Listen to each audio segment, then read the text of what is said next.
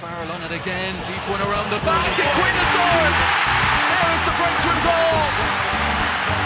It's Andrew Quinn. The underdogs bare their teeth and show their fight in this cup final. Drogheda United strike first. Welcome to the We Are the Drogs podcast, the Drogheda United fans podcast, proudly sponsored by the Coffee Box. Hello and welcome to the We Are the Drogs podcast, episode number 31. So this week joined by Richie. How are you, Richie? Yeah, I'm good, Greg's up. How are you? Not a bother. Good. What's his face? Boger is off sunning himself in Portugal. Yeah, come over to see Ireland beat Portugal. Yeah, absolutely. I hope he went to the boogies. Yes, yeah. Look, I suppose it's gonna be a nice country to visit anyway, if anything. Yeah, nice little holiday in November. Nice. Yeah, a nice little trip away. Yeah, why not? Fair play. That's it. I can't. You wouldn't be holding out much hope of it getting anything over there, would you? No, definitely not. No. When's that one on? Saturday night, is it? Yeah, Saturday evening. Yeah. Yeah, I just can't see them getting too much now. Too much joy. No, I mean, even a few years ago, I know we went over there, and I think was it Ronaldo scored to deny us a win, and like there just doesn't seem to be much to the Ireland team these days. It seems to be a bit of a mess, but anyway, fair play, Bob. Yeah, enjoy.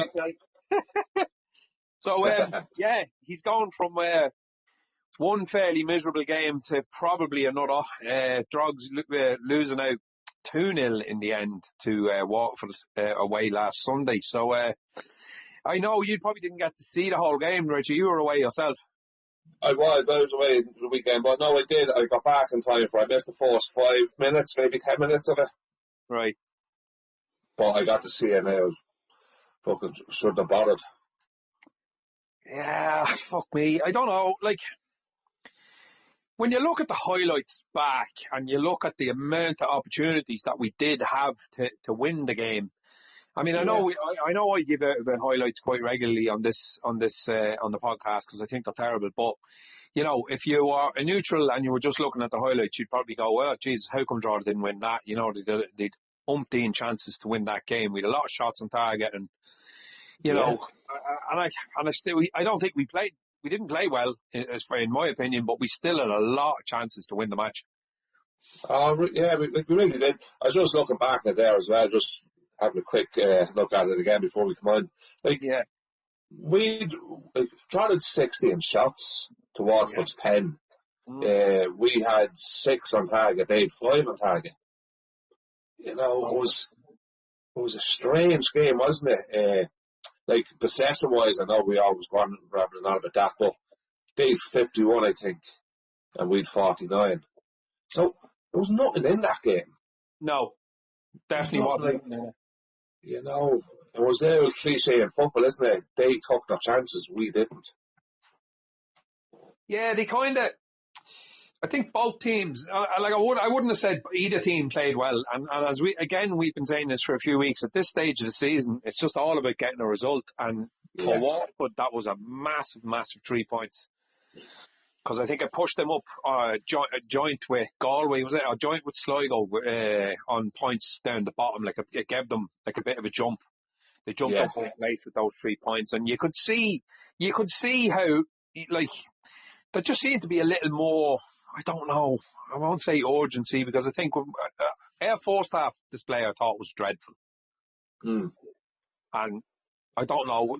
Did Waterford want it a bit more than us? Did you get that impression? I maybe I'm wrong, but I was just getting that vibe that there was. We just looked a bit jaded, a little bit lethargic looking.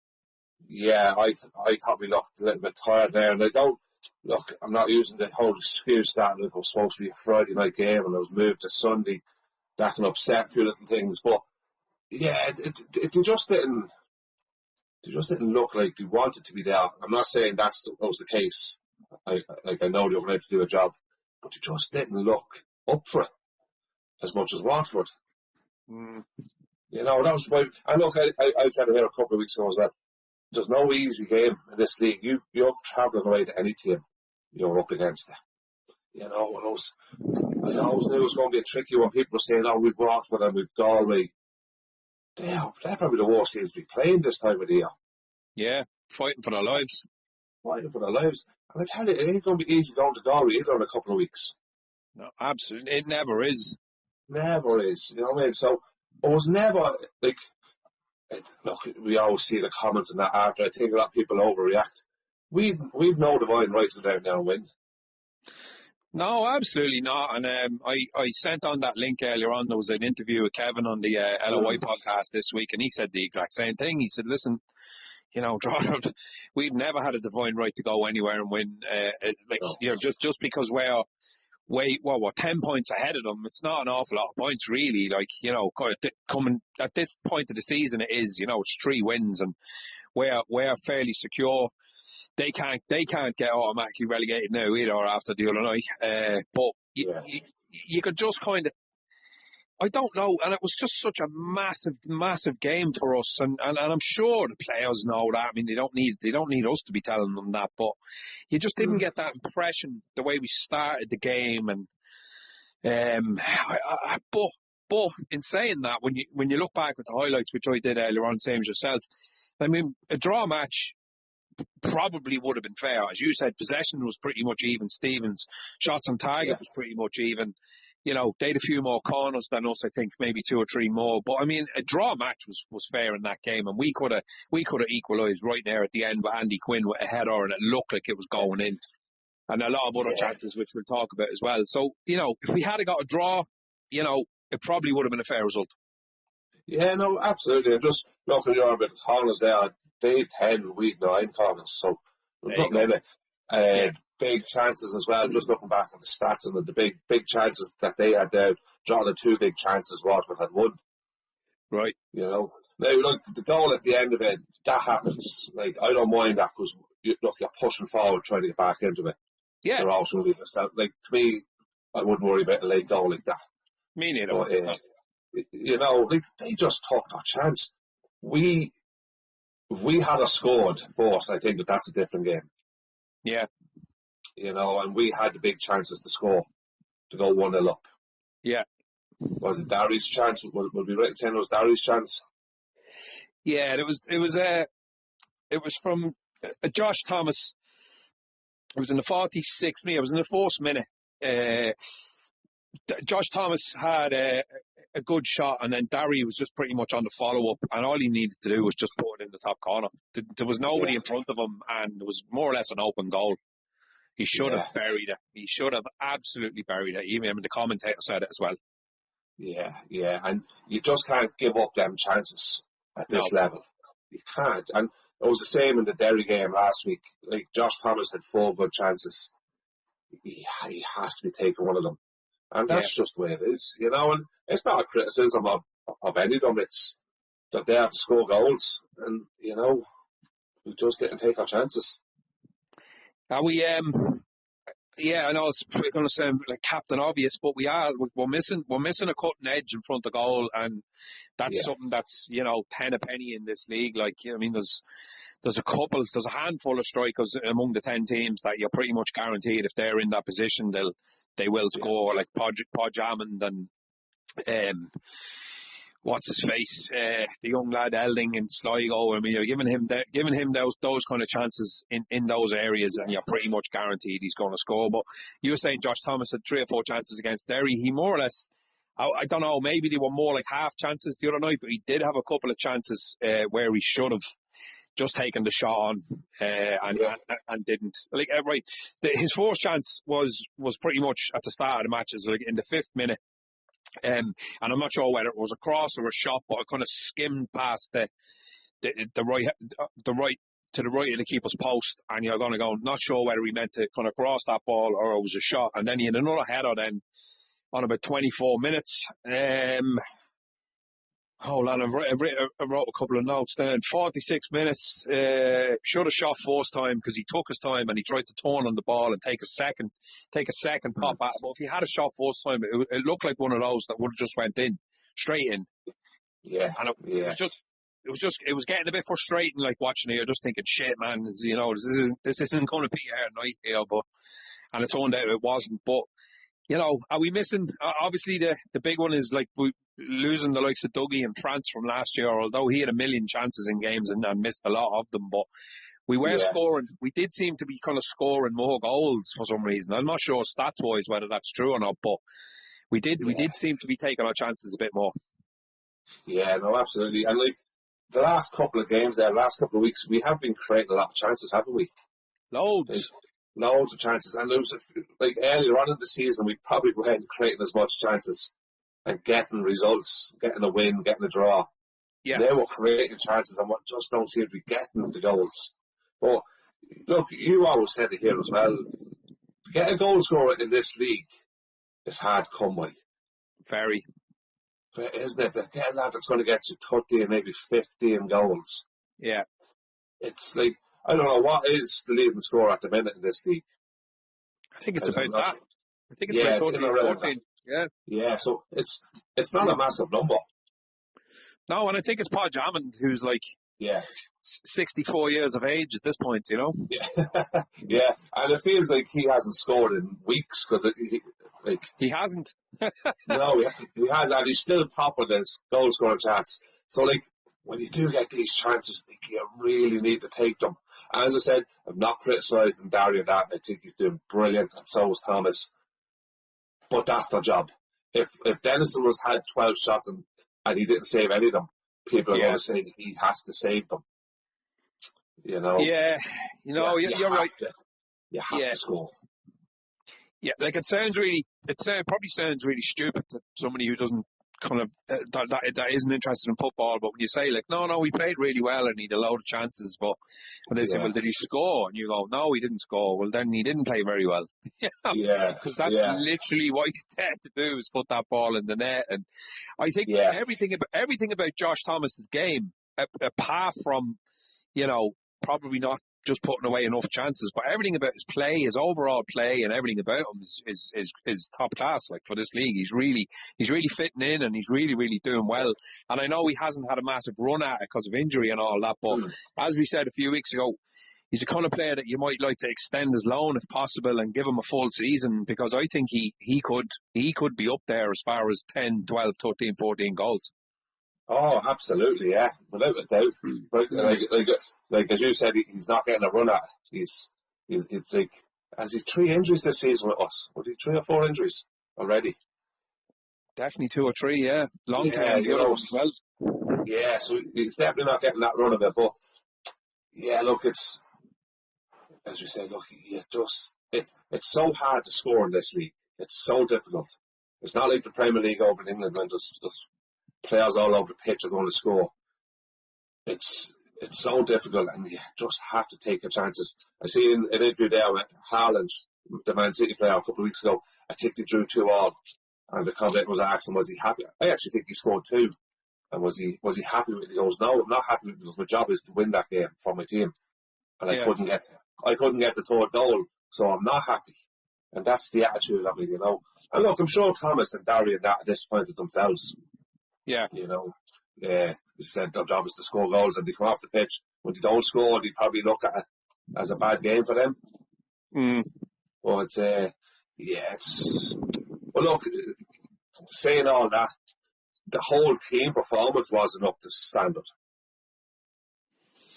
Well, in your opinion, why was that? What was going on? I mean, we definitely improved when we brought on a load of subs and sort of changed things up a little bit. There was definitely a bit more ball retention there, and I think we created more chances. But I don't know, it was just really flat, Richie, and I can't put my finger on why. Yeah, it was really flat, and Drogs is probably the hardest working team in this league. Yes. Like, no other team works as hard as Drogheda off the ball. Like, we all know, I'm not going to go down that avenue again of the session, but we work so hard off the ball as a team. Have to just run out of steam. Was that a case on Sunday? It's so hard to do that every game, every week, to play that sort of style of football. Did he just run out of steam, maybe? Had he come in so fatigued now at the end of the season I don't know. Yeah. Like, I suppose, right, going back to last year, during the window when we brought in the signings, the loan signings, and sort of swapped the formation to the five at the back, and we had a mad sort of new lease of life, and we were like the form team in the league, and nobody wanted to play us. And if that kind of league had been a month longer, there's no way we would have ended up in the playoff spot. We would have ended up in sixth or seventh. Yeah, the way we were playing. We weren't playing that way all season. We were being bet, but we weren't playing in the same way. The organised, as you said, putting so much sort of mental energy and physical energy into games, like just defending as a team, and just the way we're set up, and everybody knowing their role and everybody knowing their job and all that. Yeah, we're well used to seeing that from last year, from the window last year to now. But as you said, we only had 8-10 games or whatever it was from the window to the cup final, really. So, we still seem to have a good bit of energy going into the last game of the season, which was the playoff and all that. But I'd be a bit disappointed if we are a bit fatigued at this stage of the season, Richie, which is a vital part of the season, because we've only got 3 games left and we're still hanging on by our fingernails, trying to hope and other results go away for European football. But it would be disappointing to think that that's a factor in it. Yeah, look, and as you said, it is hard to put your finger on it. You just don't know, and you can never accuse this team and Kevin Doherty of not putting the team out just to go through the motions. They've always put everything into a game, haven't they? As a team. 100%. Yeah. Anyone watching that never game leave today? Yeah. They never leave anything behind them, so they don't. But it just felt like Sunday they did, for whatever reason. You feel like you didn't put in the required effort, do you think, on Sunday? Or yeah, I don't like saying that. I suppose I don't know. I can't put my finger on it. They just didn't look like themselves. They didn't look like themselves now, and it was the drop of the team, but they were very unrecognisable on Sunday compared to all season. I haven't seen that performance from them in a while. Yeah, I kind of agree. There was something amiss, is the way I'll put it, and I can't put my finger on it either. I don't know what it was. Was it just that little lack of quality and just keeping calm heads?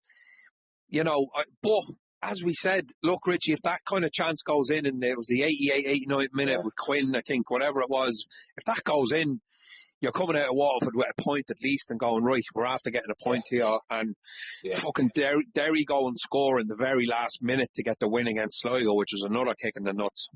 Yeah, no, absolutely. And look, as I said, if we had went 1-0 up in that game, it's a different game, because I think we sit right back in then. Yeah, I'd say we just absolutely take a stranglehold on the game away from home after going 1 up. Yeah, definitely. Yeah. And we know what John can do then as well, like that. You know what I mean? So, look, I suppose between the Derry game and that Water game, our possession stats are up, aren't they? Yeah, a lot. We still didn't win any of them. No, that's what I'm saying. We got a point from the 2 of them. So, it just goes to show, fucking not what the fuck really, is it? It's like, maybe we had a set back and the 2 of them had set right in and caught them, both of them on the counter-attack. Would we be coming away with 4 points, maybe 6 points? We just don't know. But I think then you'd have a lot of moaning and complaining that we did that as well. You know what I mean?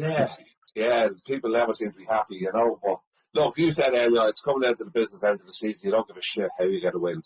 No, I really don't. Yeah, I just felt these games coming up, and it's like reading stuff online and comments and that. Oh, we're away to Waterford and Galway. We'll beat them, and we've Cork at home. We'll beat them. Not a chance. Like, it ain't that easy. It's just not that easy in this league. No, I mean, Galway are literally fighting for their lives. They don't want to be in a playoff. They're gonna absolutely batter us over there. Like. And I'm not saying batter us as in, but metaphorically speaking, it's going to be a seriously tough game. It's going to be a slog, so it is. Yeah, no football whatsoever. Yeah, yeah. And then all of a sudden they were playing a Cork team, buzzing, playing for their places in the cup final. Like, these lads are going to put everything into the last few games because they want to get the spot for the cup final on the team. So that's not going to be easy, you know. You'll have half the players that are there probably trying to put on the best performance of their lives, as you said, to get into a cup final team, and also to get a move away from Cork and try and impress other managers and try and impress in general to get a move. And there's whoever said that is very naive if you think that those last three games, Waterford, Cork and Galway, were going to be like a walk in the park. Is nuts. Like, because that's just not this league. No game is easy. I know you keep saying it, but especially away from home, even at home. Even at home, really tough. Absolutely. Yeah, and there's nothing between. Like, I was only thinking of it earlier. Like, right, Cork at bottom, like, they're going to be relegated. Like, has anybody hammered or battered Cork around the pitch this year? Well, they were beaten 3-0 a couple of weeks ago by Pats, and it was the week before they bet Pats 3-0 in the Cup. Yeah, that was up. Yeah, well, like, they've been very competitive, Cork, all year. Yeah, when you look at that game, they were beaten 3-0, but they weren't hockeyed around the place, and they had a lot of the ball, and they had a lot of their own chances and all that. They weren't great, but they still weren't. It wasn't an embarrassment. No, like, it's not as if they're the whipping boys of the league. So that was the bottom team in this 10 division team. Like, that's how difficult it is. So they're the bottom team, but they're still so competitive. Right, they just didn't get the results this year. And then you've got Sligo, who were second bottom all year. Look how good Sligo have been the last few months. Really good. Really good. So, like, it's so difficult. It's so difficult to go and get any results in this league. But I always did feel we'd come up a little bit short. I'm not saying it's over yet. There's a lot to play for, of course. And this team usually bounce back after disappointment. So, but I just feel we're missing that little bit of quality still, just to get us over the line. I hope I'm wrong. Yeah, no, I kind of tend to agree with you. Jack Stratton had a great chance. Did you see that in the highlights? Yeah. You'd love to see him get one. I mean, I know he's only in the door, and he's not getting loads of opportunities, but what a chance for him to sort of put his name out there and get the equaliser, and then if you get the equaliser, you can push on and try and win it. Because again, as you said, if we get the fourth goal, I think we win the game. I also feel like if we get the equaliser, we could have went on and won the game. Yeah, no, absolutely, yeah. And we just haven't seen enough of him yet, haven't we? No.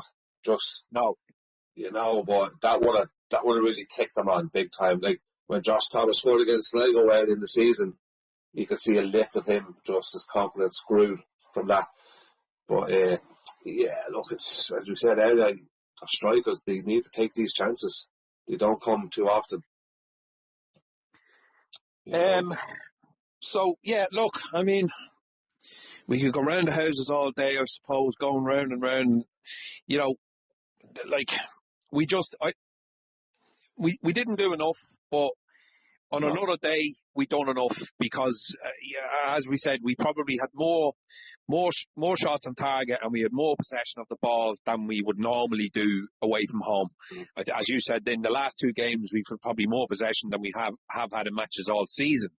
And it kind of puts paid to that kind of nonsense sort of possession is everything. It isn't. We know that 20% of the ball we've had in other games, 25%, and we've won them.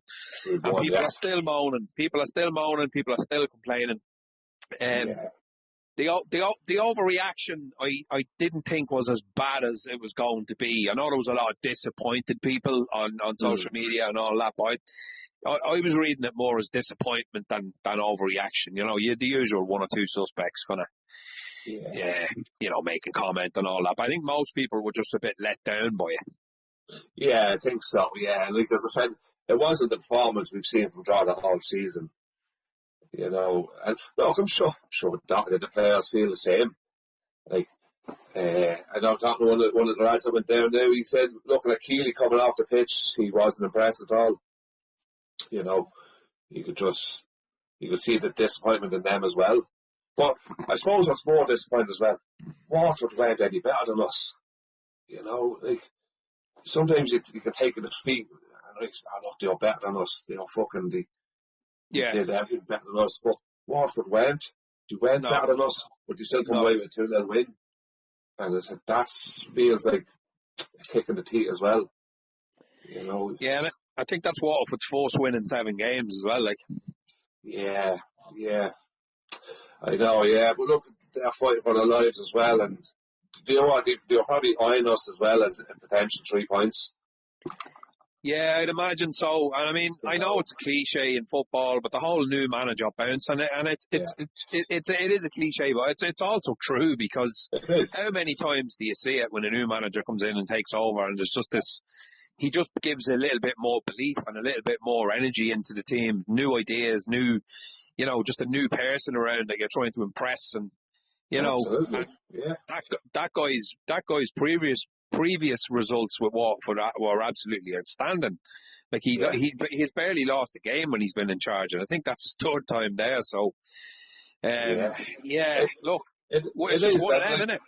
It is, and like players, like the players weren't playing for the last manager. You know, you could see it that all of a sudden, you said, a new manager comes in, he's new ideas, he'll tweak something here, he'll play a different player in that position, and all of a sudden the whole group get a lift. And it is a thing, this new manager events. It does work. You've seen it in all levels of football. You know, it's just unfortunate that we were the fucking first game up against them. I know. You know? I mean, sometimes, Richard, I definitely do think it's a case of, I don't know whether it's the players that aren't necessarily playing for the previous manager, but it just gets stale. And when you lose 3 games, and then you lose 4, and then you lose 5, and then you're going into your 6th game on the bounce, and you haven't won a game, heads start dropping. I mean, it's just human nature, like. Of course, yeah. And plus as well, then, probably players use it as an excuse that, it's the manager. Yeah. It's him, you know. It's the way he had us set up, you know. So they're using him as an excuse for them not playing well. Then all of a sudden the new manager comes in with new ideas, and you know, look, it is what it is. Yeah. Right. So where do we go from here? We've Cork City at home on the 17th of October. Yeah, that's the next one. Yeah, no fixture this week coming. No fixture this week coming. I think there is a game on Sunday, which is Rovers and Shells. Oh, right, didn't know that. Yeah, Rovers and Shells on Sunday. I think it is because of, obviously they're both playing in Europe and all that, and I think they both have a game in hand on everybody as well. So obviously for us, you want to see Rovers winning that. Yeah, if Rovers win, they win the league, don't they? Yeah, they do. I can't see anything but the Rovers winning that. All they need is a point, I think, Rovers. Yeah, which will suit us as well. Like, it'd be great now. Rovers, we actually need to be Rovers fans for the rest of the season. I know. Because they play. I think they play Pats as well, don't they? They do, as far as I know. Yeah, they're playing Shells. Obviously, we need to win the cup, which opens that extra spot in the league. So, yeah, we'll get our green and white jerseys on us. Ugh. Nah, we're messing. Don't do that, anybody. No, look, it is. Yeah, look, is it getting to a stage where we need other teams to do us favours? Well, I mean, well, Derry have 3 games left. Bowls have 3 games left, the same as us, and I think Pats have the same amount of games as us left as well.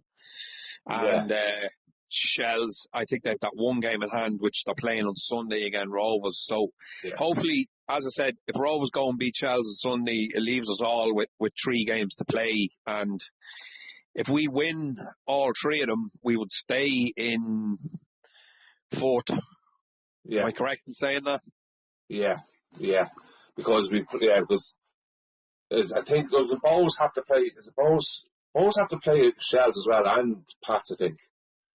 Oh, Jesus. So, I think, because I'd be talking to Bows fan now through work in the morning. So I think he said that to me this morning. So, like, they've got tough games as well coming up.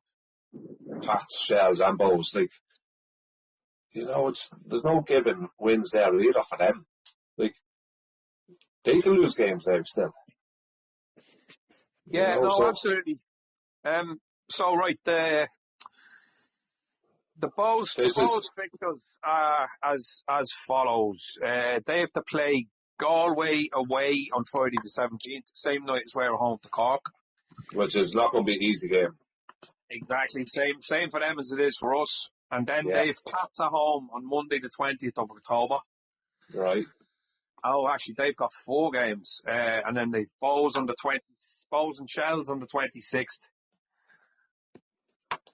And then Bows and Drogs, was it? Yeah. So they've got a game in hand on us as well. Yeah. I wouldn't be too worried about Bows. I think Bows have the European spot. I think Bows for the second. And not Derry. Yeah, I think Bows for the second. I think Derry finished third. I think it's between us, Shells and Pats for the last spot. Okay. Why are you thinking that about Derry? I don't think Derry have any more tough games coming up, have they? Have you got Derry's fixtures there? I do. They're away to Waterford on Friday the 17th. Right. Then they've Shamrock Rovers at home on the 26th. Rovers could have the League won by then, and they're looking at the Cup final and the European games. Yeah. And then they have Cork City away on the 1st of November, the last day of the season. And Cork will also be, looking at the Cup final. So, Derry could potentially win those 3 games. Yeah, no, absolutely, yeah. Look, the Rovers game is never guaranteed because Rovers have 2 squads. So Rovers could rest the starting 11 and still have a strong 11 out. And I don't think Derry have a great record against Rovers. So no, I think you're right. Maybe that might. But I just think Derry have the easier running. The fact that Bows have to, like Shells have to play Pats and to play Bows as well. And, look, maybe Bows won't get second, but I can't see Bows dropping out of default in the league. No, me neither. Yeah, I think you're correct there. Pats have, as we said, Rovers on the 17th of October. Monday the 20th, they've Pats, but they've Bows away. Game after that, they're away to Waterford, and then they are they're away to Shells on the last day. Right, okay, yeah, so they've got 4 games as well. Yeah, and they're all tough games there. Like, they're all teams at the top of the table fighting for, well, apart from Waterford. But, there's so much to play for still, isn't there? I think, as I said, I think Derry have on paper, the easier running. It's not guaranteed anything either, but the fact we're all playing each other, Right, I'll give you the league table, Richie. So I'll go up from Shells. So Shells are in 6th. They've played 31, so they have 2 games in hand over us potentially, and we're a point ahead of them. Yeah. Pats have played 32, so they have a game in hand over us, and we're also a point ahead of them. We're on 47, they're on 46. Yeah. Bows have played 32, so they also have a game in hand, and they're 3 points ahead of us already. Yeah. Derry have played the same amount as us, 33, and they've 54 points, so they're 7 points clear of us. There's no way you're catching them. No. So, as you said, pretty much, I think we're battling for 4th place here, and just hoping. I don't know, what are we hoping for? Because, Pats and Shells have to play each other, and even if they get a point out of that, it's a point. Yeah, I suppose you're hoping for a lot of these teams to draw with each other, and after the 4th round, after the next game, we'll kind of know a bit more as to what way the numbers are going to tally up. Like, it's a bit confusing looking at it at the moment, but have we realistically any chance of getting 4th? Like, yeah, there's a lot of scenarios there, isn't there, with teams taking points off each other. I think, look, it's definitely at the stage we have to beat Cork and Galway. We need 6 points from that. And then, down to your home to Bows. the last game of the season at home. Oh, I'll be needing a win. so I mean, scenario-wise, if we were to get 6 points in the next 2 games and line ourselves up to be in pole position to get that 4th place and have to go and beat Bows at home, Bows will probably already have a 3rd place nailed down. Yeah. So, you know, it's not going to make much difference to them, but I'm not saying they're not going to have anything to play for. It's still going to be a massive, tough game, but that's the ideal scenario here anyway, is get 6 points with 6 points against Cork and Galway and then go into the Bows game, then hoping for a win. But Jesus, man, we haven't won 3 games on the trot all year, have we? No, I don't think so. Like, it's not going to be easy. Said, look, what we need, obviously, pat ourselves to keep dropping points as much as possible. Luckily enough, they're well finished with both of them. Yeah. So they can't come and take points off us, but exactly. We just need pat ourselves to keep dropping points and us to keep gaining them. That's the only scenario. I just can't see us getting ahead of Bows and Derry. No, definitely not. That's 7 points behind Derry. It's certainly not going to happen.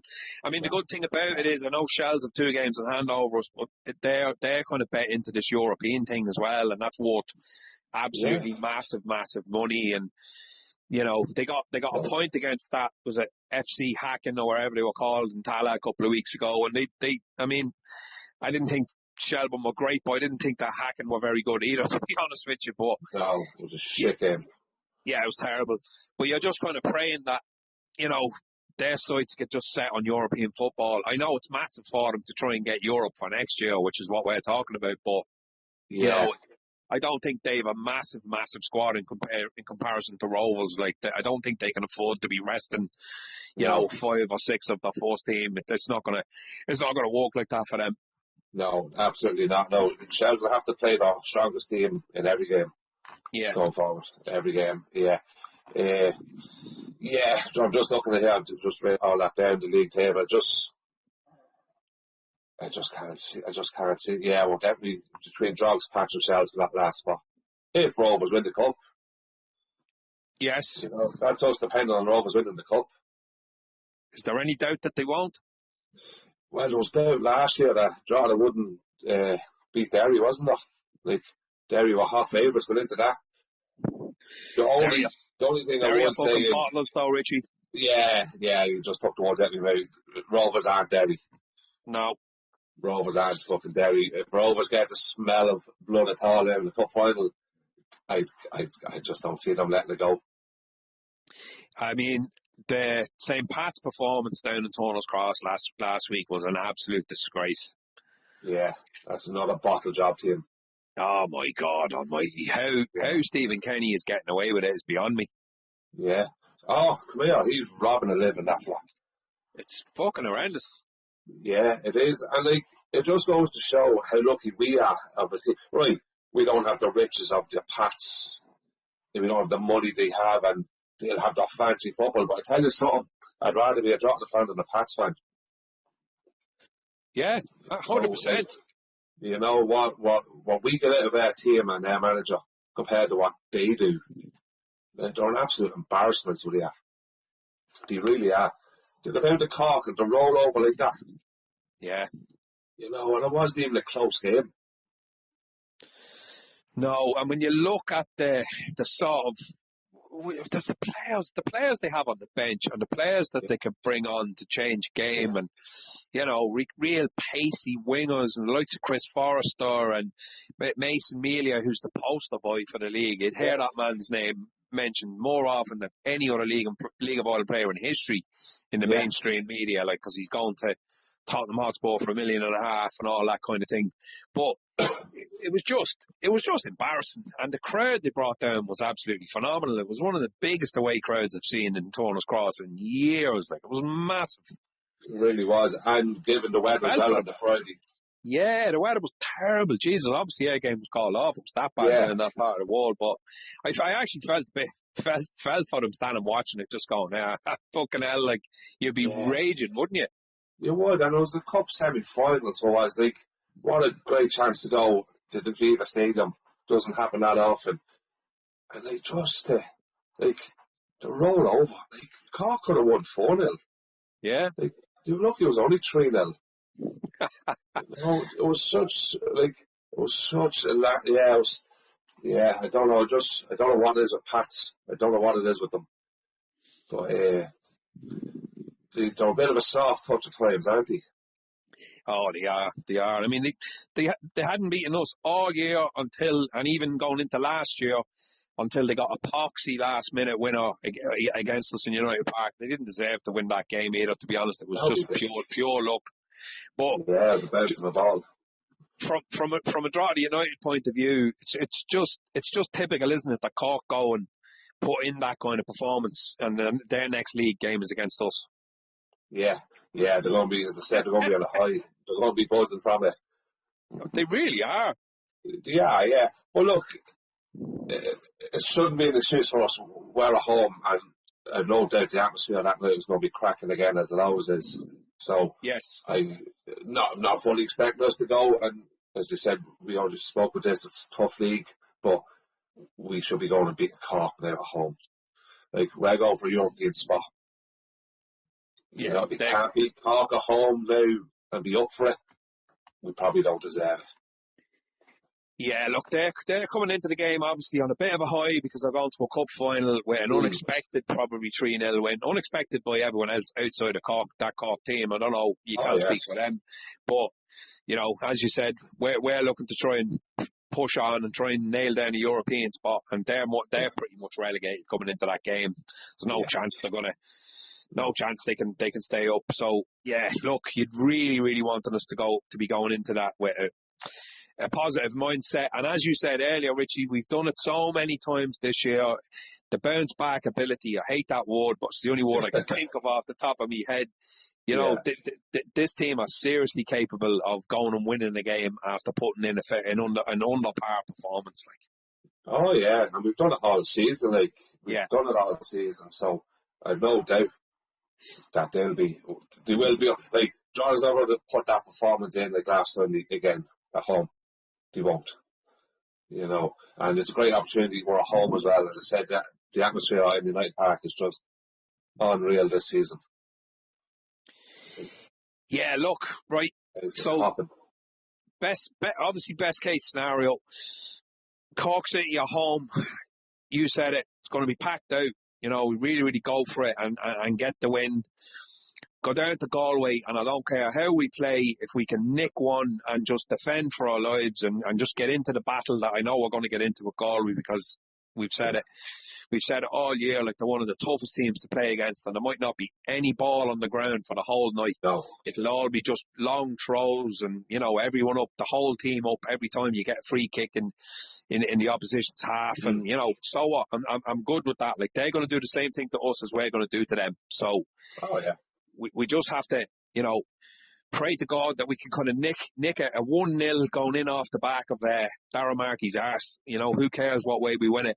And then set the whole thing up for a last day battle against Bows. I really hope that we've something to play for on that last day, that the other results can go our way, because it would just be poxy kind of anti-climax. And look, we still want to go and beat Bows on the last day of the season. I think we should still celebrate the season, and like, we were tipped for relegation, and you know, even if on the last day we can't get Europe, so what? We need to go there in our numbers, sell the game out, 4:30 on a Saturday afternoon, few points, and just enjoy the last game of the season like we've done for years and years. At least we're not going away to Galway or away to Cork on the last day. We're at home, and it's against Bows.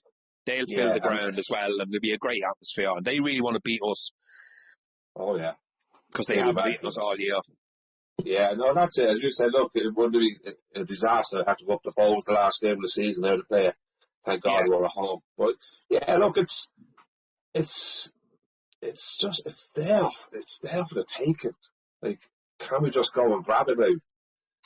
You know, it's like, I never thought at the start of the season we'd be talking about us pushing for a European spot. I would have laughed at you if you said that at the start of the season. You know, after leaving, like, I said it here before, that day walking out of Tala when we beat Bray, I said, never want to experience that again. That was a horrible day for me. I hated every minute of it. Didn't even feel like celebrating at the end of it. Really? It was, was a place you do not want to be. You don't want to be in a playoff any occasion. Even when you win it, it feels like fuck, that's done. But I'll never forget that feeling walking out of Tala. So for somebody to say then, oh yeah, well, next season he's be pushing for Europe, I said, come on, you know what I mean? Not a chance. So what an achievement. Like, and I know, look, was disappointed of last week and few games we have been disappointed, but overall picture, like, what a season we've had. Absolutely amazing. Yeah, massive. And I think you raise a good point there, actually, because it was the weirdest day ever, the Bray game, because I don't think any of us was celebrating the fact that we just won the playoff. Everyone was celebrating the cup win. Yeah.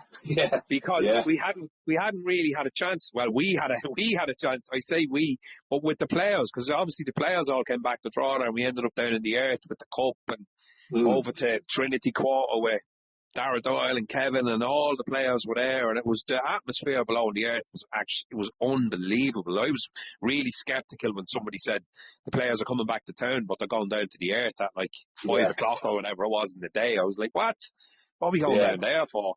I know there's a few people that wouldn't go down. They were like, oh, me bollocks going down there, but we went down, and it was just unbelievable, man. It was like proper. It felt like, the earth 20 fucking years ago at 3 o'clock on a Friday night. It was that nuts, like it really was. And the celebrations were incredible, but they weren't really, there was no one really celebrating the fact that we'd won the playoff. It was just the cup. No. No, absolutely. And it was more like relief, wasn't it? It was more, because I just thought it would have been so embarrassing to win the cup and then the following week to get relegated.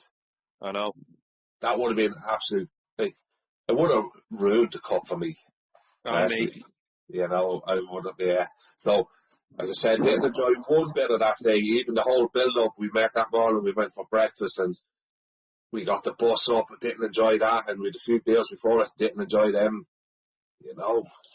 I said, never wanted the experience again and never hoped to. So, to be in this position where we are now at the minute, as I said, talking with 3 games to get a European spot, like, this is what we want. Yeah, no, 100%. Just before we wrap it up, did you get a listen to the Kevin interview that I sent on? I didn't, but I will later on. Yeah, do you want to? Yeah, do. Have a listen and see what you think. It's quite good. I mean, the two boys can be seriously head wrecking. Your man Johnny McDonald and Danny McDonald and Johnny Ward. They just constantly talking over each other at times and fucking arguing and fighting on the thing. So they're a good laugh, don't get me wrong, and they're League of Ireland men, and we need the likes of that podcast. It is good, don't get me wrong. Well, there is times it can be quite frustrating, but I thought Kev was cool. Like, he kind of dealt with the whole side of things where he gets drawn to getting the whole. Your man had to say it, and he and the interview was only like 2 minutes in when he said, "Oh, we've a letter in the mailbag, somebody saying that you got your comeuppance with your puke football down in Waterford. What would you say to that?" So Kevin said, "Oh, well, I need to respond to that now. Obviously, it was in your mailbag, so I need to respond." And he responds by saying, "Look, we've had more possession of the football and more shots in the last couple of games home to Derry and away to Waterford than we probably have had in the sort of previous 3 or 4 coming up to that. So, these things," he said, "these things just get said by certain people and then everyone latches onto them." Yeah. He said, "You're not telling me that my players can't play football." And he names certain players, and then he does the usual. He's like, Dara Markey and Owen Lamb and blah, blah, blah. And he goes, "No, but I'm not picking out anyone. I'm not picking out my favourites." He said, they're all great. He said the camaraderie in the group, and he said all the things he's been saying in snippets kind of all year, but maybe just a little. He goes into a little bit more detail about it, and the lads ask him some fairly interesting questions about budgets for next year, and what's your ambition and how do you want to do it, and he talks about incremental growth and the owners kind of investing a little bit more every time, and then he also talks about the difficulties of losing players every year and trying to progress on that side of things and having places for players to live and being able to offer players from the likes of Swedish leagues and bringing in lads from the States and No, it's really positive. You know what he's like. He's extremely positive when it comes to talking about Drogheda United. And no, it's a good interview. So if anyone hasn't heard it, it's on the LOI Weekly podcast. This week's one. I think it came out this morning. So yeah, definitely have a listen to that if you're interested in hearing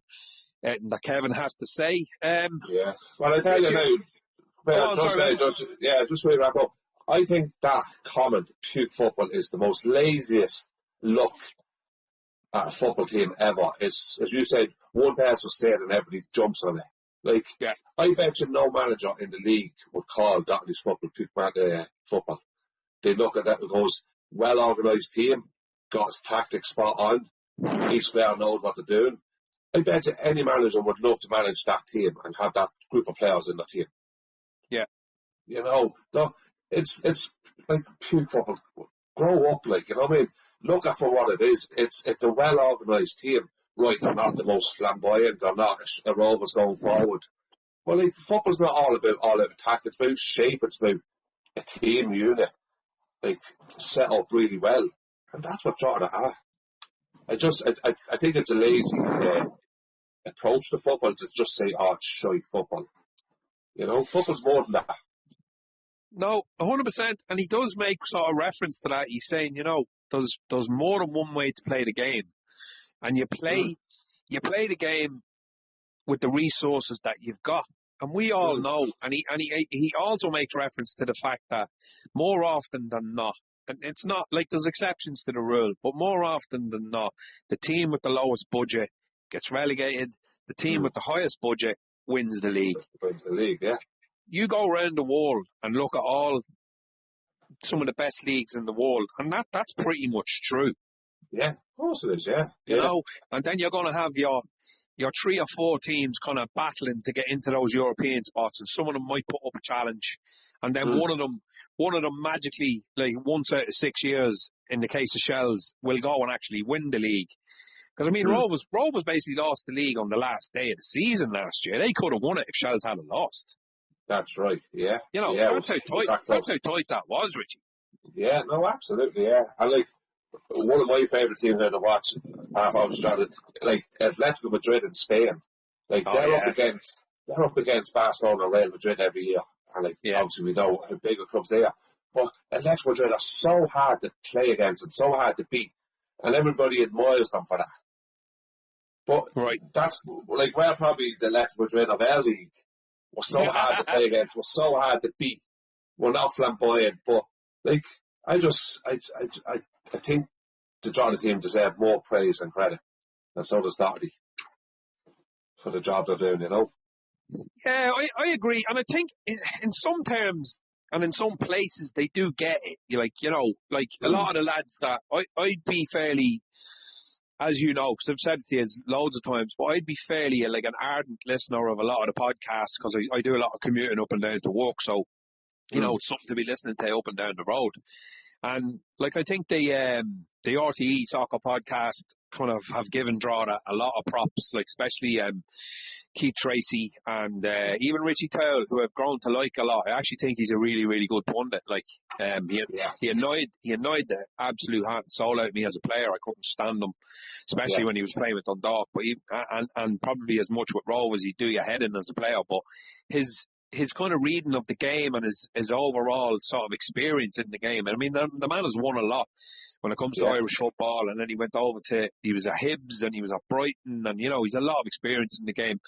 So you kind of have to kind of sit up and take notice of what he says. And you know, he's been saying it for all season about how much admiration he has for Kevin and how much admiration he has for where we are as a football club. And you know, I'm not looking for a pat in the back. I don't really care what anyone from other football teams in the league think of us, and I know you don't give a shit either. Like, it's all about us, and it's all about our town and our club and our community, and that's what it's all about. But it does grate on the nerves sometimes when you hear the likes of that shithead calling it puke football, because you just knew that was going to be picked up by a lot of people, and they'll go, oh, Drogheda, fucking puke football, no shite, and blah, blah, blah, blah, blah.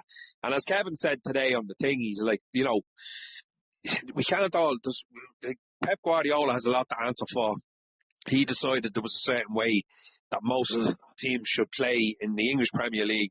And like it or not, that has an influence on how people in this island view football, because it's just so close to us and everybody watches English football. And if you're not playing that way, if you're not, dominating the possession and passing the ball to death, although, as we've said in the last while, this kind of long throw thing seems to have become really popular in the Premier League again. So there is different ways to play this game. And if you don't have a squad of, 23, 24 top players, you're going to have to adapt to what you've got. And I think that I think we do have players that could play in a different way, but we don't have a squad. We don't have the squad to be able to play that way. Exactly, yeah. And we've always said it here. Yeah, no, absolutely, 100%. And we play to our strengths as a team. Drogheda don't have a team of individuals like Pats. Drogheda are a team. Drogheda are a group. The camaraderie, as you said earlier on. I don't think there's another team in this league has that. So instead of looking at, it's puke football, why not look at the other side of it? I actually admire Galway. I think Galway are fabulous at what they do. So do I. I think they're fabulous, right? Is Galway attractive football? No, it's not. But it works for them. Right? I know they're having they're struggling there at the bottom of the minute. You just don't know what's going on below. Obviously, Ollie Hogan and that as well could be playing a part in it. But I admire that club for what they do. They play to their strengths. And they were brilliant last season, Galway. Yeah, and I mean, Richie, I think, again, though, they've kind of been tagged with the same brush as us. But I've looked at a few of their games, and there's definitely moments where Galway were playing really, really nice football. And then when Moses Dyer was there, they had an outlet for the ball, but they weren't just fucking humping the ball up, centre halves just booting the ball up to the top of the pitch and hoping that Moses Dyer would latch onto it and score. They were working their way through the midfield at times, but I think we do that as well at times. But it's teams that resort to what we do, where, like as I said earlier on, if you get a free kick, all the centre halves bail up.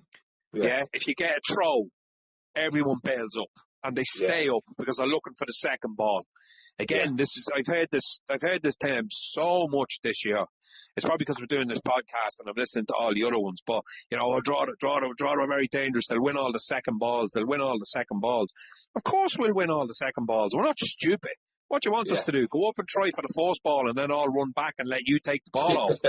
You know what I mean? And you said it earlier, Richie. Sorry, I'll shut up now in a second. You said it earlier. We play to our strengths. How fucking stupid would you not be to not play to your strengths? Sorry, how stupid would you be to not play to your strengths? I play in bands. It's all about everyone playing together. It's not about one person trying to prove how deadly they are. Oh, look at me, I'm brilliant. Do you know what I mean? And leaving the rest of the band behind. It's going to sound terrible. So it's the exact same on a football pitch. You play to your strengths. You play to your strengths, And like you're over there, the throw-ins and the corners and the second balls, that isn't just by chance. That's Doherty's tactics, and that's Drogheda working on that all week. Yeah. So they put the effort. It's not just, let's try and win a header. It's far from that. They've worked on this all week in training, and it's paid dividends for them. So give them some credit. Do you know what, Richie? And again, look, we're probably labouring on the point, but just to say it, and Kev said it, and he said it twice. He said it again today on the LOI weekly podcast. He said none of us cared how we were playing this time last year. None of us cared how we were lining up and how much possession we had and all of that, because we were staring down relegation. He said the only reason anyone's mentioning it now is because there's a lot of noses out of joint. That we're up where we are, and we've taken a lot of scalps this year, and we've made ourselves into a really hard team to beat, and that's what's pissing people off. Yeah, it's fucking jealousy. Yeah, if we were down the bottom, no one would give a fuck. Wouldn't give a shit, is right, exactly, and it's jealousy, isn't it? Absolutely ridiculous. Yeah. Look, we've probably bored everyone to death there. I knew this wasn't going to be a very happy podcast, but what can you do? Look, we'll bounce back. As I said, this team always bounces back, so definitely the next one will be more positive. Yeah, no, absolutely. Right, Richie, so we'll go for an prediction in the next game, which is Cork's at your home on the 17th. What do you reckon? I'm going to go draw the 2-0. All right. Do you want to give us a goal scorer or not? You don't have to. Whoa, it's tough, isn't it? And it's tough to give a goal scorer out at the minute. I know. I'm going to go Keeley. I think Keeley's due another goal. Okay. And I'm going to go Josh Thomas. Right, I'm going to go with a 1-0 draw. It's not going to be pretty. I think it's going to be a scrappy game. And I think Ryan Brennan's going to score. Ryan's going to get us a header because I'd say he's angry.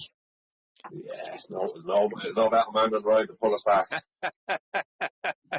I'd say he'll be dragging them by the bootstraps and giving it socks that night. So I'm gonna predict a header from Ryan. Look, and as I said earlier, I don't care if the ball goes in off the back of somebody's ear. It doesn't fucking bother me. And we play absolutely terribly and we don't deserve to win. I don't care. Don't give a fuck. And stick your possession up your, you know what. Absolutely. Right, Richie. So we won't do it next week. Then obviously we've no game. So I'll talk to you in a couple of weeks. No bother. See you then. All right, man. Cheers. All the best. Good night. Before you're leaving.